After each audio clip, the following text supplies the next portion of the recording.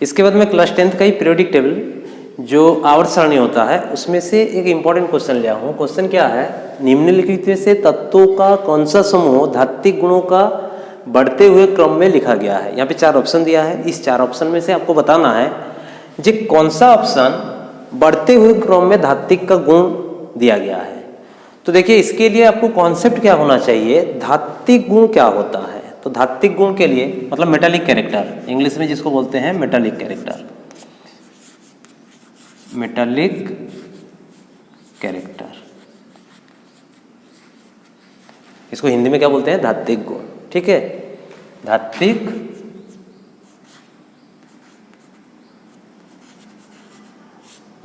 गुण। तो ये क्या चीज है, इसको पहले समझ जाओगे तभी तो कर पाओगे ये क्वेश्चन को। ये होता क्या है, जैसे कि धातु हम लोग क्या जानते हैं, आज तक पढ़े हुए हैं, जो मान लो ब्राइटनेस होते हैं, गुड कंडक्टर इलेक्ट्रिसिटी होते हैं, जिसको हीट करने में साउंड प्रोड्यूस करते हैं, ये तो छोटी क्लास का था। लेकिन जब 10th के इस टाइप की क्वेश्चन जब आपको हल करना है तो धात्विक के लिए एक डेफिनेशन आपको ध्यान देना है। क्या होता है, हर टाइम मेटल क्या करेगा, मेटल जो है वो लूजिंग इलेक्ट्रॉन क्या करता है, लूजिंग इलेक्ट्रॉन। लूजिंग इलेक्ट्रॉन मतलब इलेक्ट्रॉन को जिसकी त्याग करने की टेंडेंसी अधिक होगा, मतलब जिस तत्व जल्दी इलेक्ट्रॉन लूज कर देगा उसकी धात्विक गुण अधिक होगा। समझ में आए। और जो थोड़ा कम लूज करेंगे वो कम धात्विक गुण होगा। तो वही कॉन्सेप्ट लगाते हुए हमको चलना है। तो पहला ऑप्शन में क्या दिया है आपको, पहला ऑप्शन में कौन कौन है, बेरिलियम है, Mg है और कौन है, कैल्शियम है। तो इसके लिए आपको एटॉमिक नंबर सबका पता होना चाहिए।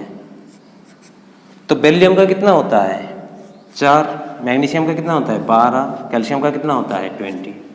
ठीक, अब इसको जब आप इलेक्ट्रॉनिक कन्फ्यूजन करोगे 2,2 ये कितने होंगे 2,8,2 और इसमें कितने होंगे 2,8,8,2 होगा। ठीक, तो देखिए यहाँ पे कितनी सेल है, 2 सेल है और यहाँ पे 3 सेल है, यहाँ पे 4 सेल है। तो इलेक्ट्रॉन निकालने की टेंडेंसी किसमें अधिक होंगे, ये तो हमारा क्या है, न्यूक्लियस है। न्यूक्लियस में ये पहला सेल है, ये दूसरा सेल है, ये तीसरा सेल है और ये कौन है, चौथा सेल है। ठीक, तो देखो जो बेरिलियम है, बेरिलियम में 2 सेल है, ये नाभिक है, यहाँ पे 2 इलेक्ट्रॉन है, उसके बाद वाले में कितनी है 2 है। अब बताओ नाभिक से ये इलेक्ट्रॉन, यही इलेक्ट्रॉन तो निकलेगा ना, तो नाभिक से ये इलेक्ट्रॉन की डिस्टेंस बेरिलियम के लिए अधिक है कि मैग्नीशियम के, मैग्नीशियम के लिए आपका किस में आ जा रहा है, इसमें आ जा रहा है ना, थर्ड सेल में 2 होना है। ये पहला जो है बेरिलियम का कहाँ पे 2 सेल में है और मैग्नीशियम के लिए कितनी सेल है, तीसरी सेल है। तो तीसरी सेल का डिस्टेंस अधिक हो रहा है कि दूसरे सेल का डिस्टेंस अधिक हो रहा है, तीसरे सेल का। तो तीसरे सेल का डिस्टेंस अधिक होगा तो इलेक्ट्रॉन और ये जो नाभिक के बीच की फोर्स ऑफ अट्रैक्शन कम हो जाएंगे, तो कम होंगे तो आसानी से इलेक्ट्रॉन निकल जाएगा। तो कहने का मतलब बेरिलियम से आसानी से मैग्नीशियम में इलेक्ट्रॉन निकल जाएंगे, क्योंकि नाभिक से उसकी जो बाहरी सेल की दूरी क्या है, मैग्नीशियम के लिए अधिक हो जा रहा है। फिर देखो कैल्शियम के लिए 4 सेल, मतलब यहाँ पे है 2 इलेक्ट्रॉन इसमें है, तो ये और डिस्टेंस बढ़ जा रहा है। देखो बेरिलियम के लिए ये दूरी था, मैग्नीशियम के लिए ये दूरी है, कैल्शियम के लिए ये दूरी है। तो जैसे जैसे नाभिक से इलेक्ट्रॉन की डिस्टेंस बढ़ेगा इलेक्ट्रॉन आसानी से निकल जाता है, ये ध्यान में रखिएगा। तो देखो कैल्शियम के टाइम ये जो इलेक्ट्रॉन आसानी से निकल जाएंगे। तो हमने देखो यहाँ पे मेटालिक कैरेक्टर के लिए क्या बोले थे, लूजिंग ऑफ इलेक्ट्रॉन। तो इसमें सबसे जल्दी कौन इलेक्ट्रॉन लूज कर देगा, कैल्शियम, उसके बाद कौन करेगा, मैग्नीशियम, उसके बाद कौन करेगा, बेरिलियम। तो इसीलिए यहाँ पे जो अरेंज दिया है बढ़ती क्रम देखो पहले बी थोड़ा कम है, उसके बाद मैग्नीशियम, उसके कैल्शियम। तो पहला ऑप्शन क्या है इसकी सही है। अब दूसरा को भी हम चेक करवा देते हैं आपको। दूसरा क्या बोला है, देखो सोडियम, लिथियम, पोटेशियम। तो सोडियम का कितना होता है 11, लिथियम का कितना होता है 3, पोटेशियम का कितना होता है 19। अब इसकी जब इलेक्ट्रॉनिक कन्फिग्रेशन करोगे 2, 8, 1, इसका करोगे तो 2, 1, इसकी करोगे तो 2, 8, 8, 1। ठीक, तो यहाँ पे देखो ये न्यूक्लियस है, ये सेल कितनी है, पहले सोडियम के लिए कितनी सेल है, तीसरा है 1 2 3, 1 2 3, यहाँ पे कितनी है, 1 इलेक्ट्रॉन। ये नाभिक और न्यूक्लियस के बीच की दूरी सोडियम और लिथियम में देखो, लिथियम में 2 है, तो 2 है मतलब इसी में ही ना है उसकी 1 इलेक्ट्रॉन। यहाँ से लेके ये दूरी, ये किसका है, लिथियम का है, और ये किसका है, ये वाला दूरी सोडियम का है। तो बताओ, तो सोडियम जल्दी इलेक्ट्रॉन लूज करेंगे कि लिथियम जल्दी इलेक्ट्रॉन लूज करेंगे, सोडियम। तो सोडियम ज्यादा धात्विक गुण है लिथियम से, तो ये बढ़ती क्रम नहीं ना हुआ, ये वाला जो है बढ़ती क्रम में बोल रहा है ना।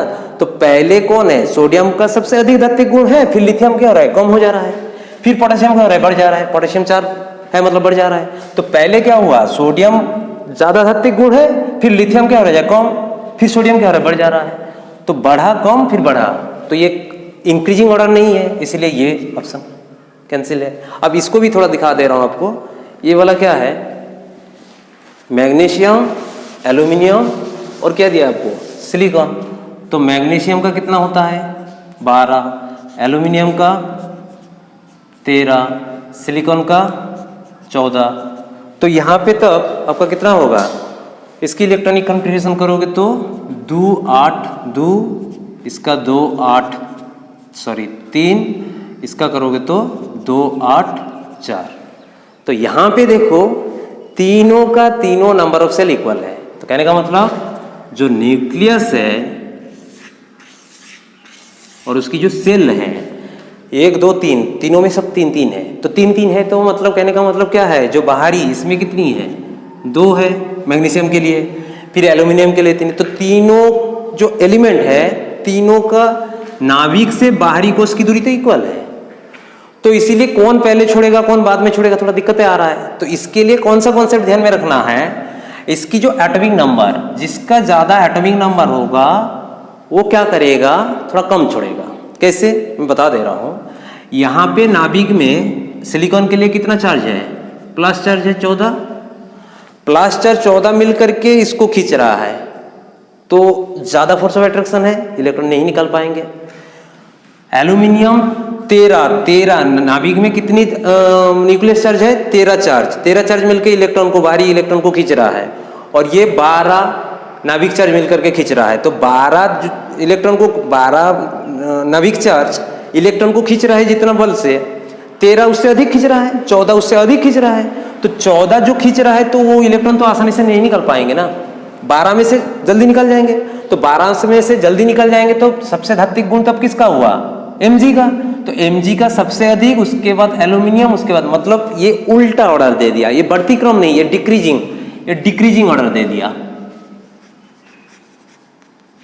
हाँ, यहाँ पे धात्विक गुण बढ़ती क्रम नहीं देख करके घटते क्रम देता तो ये ऑप्शन सही होता, क्योंकि मैग्नीशियम का सबसे अधिक है, उसके एल्यूमिनियम, उसका सिलिकॉन। समझ में आ गया। अब लास्ट वाला दिखा देता हूं। लास्ट कार्बन कितनी है, 6, ऑक्सीजन कितना है, 8, नाइट्रोजन कितना है, 7। अब इसकी इलेक्ट्रॉनिक कन्फिग्रेशन करोगे तो